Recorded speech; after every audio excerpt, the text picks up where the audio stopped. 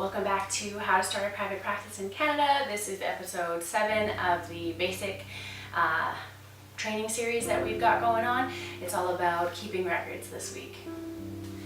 So the purpose of this week's episode is how to keep your records, and so that's like your client records. I'm sure when you worked with a big organization, it was very clear they had their own standards on how you kept the records. So now you have to figure out how to create that for yourself, and then also how to keep your financial records, because I'm assuming that you're not a bookkeeper or accountant on the side. I'm assuming that that wasn't a previous profession for you. We're going to start by talking about client records. We mentioned this in the last video, the double lock rule.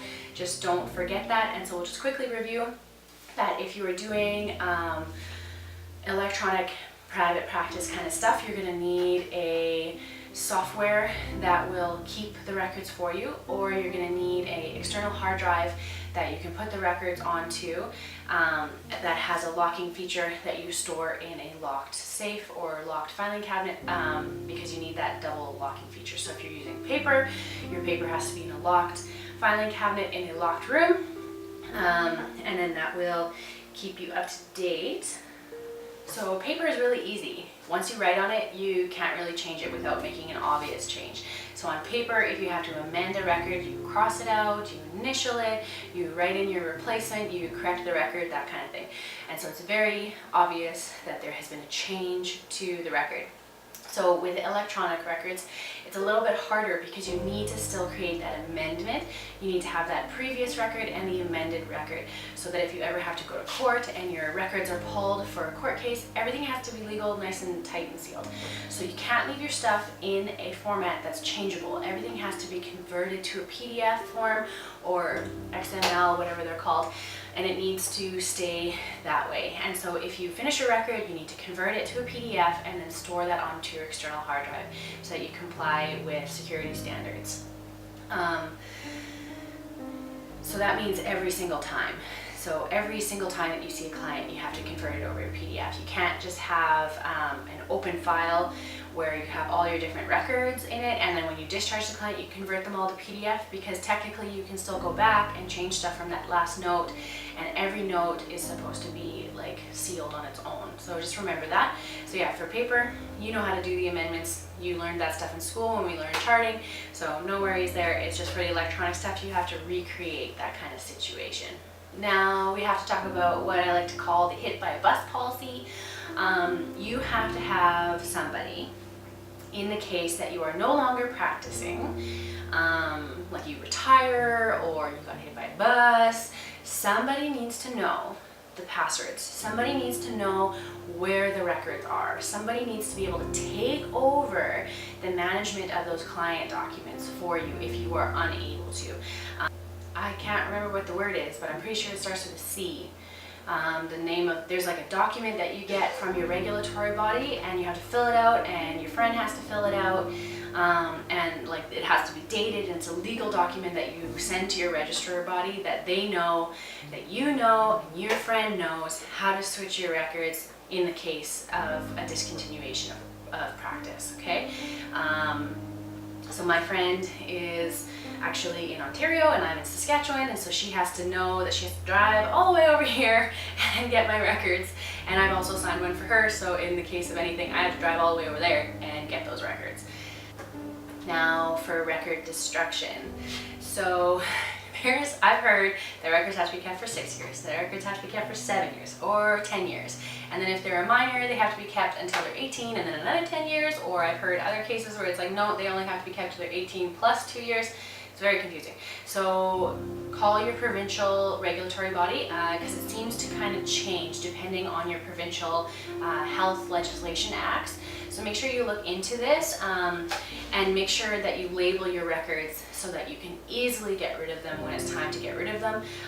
Lots of really big organizations have giant warehouses full of boxes, and it's really hard to know when you have to get rid of certain boxes if they're not labeled properly. So this is going to apply to you. You're going to have, especially if you work in pediatrics, you're going to have dusty files or dusty external hard drives that have been sitting there for years, and you have to be able to pull and destroy those records when the time comes. And so it might be good to label them with the year spans of active practice, and then maybe even like the year that they would be destroyed, so that you know when that year comes around, oh look, that's 2025, it's time to destroy any data on this external hard drive, and you can maybe even recycle it and use that external hard drive again, rather than buying more external hard drives.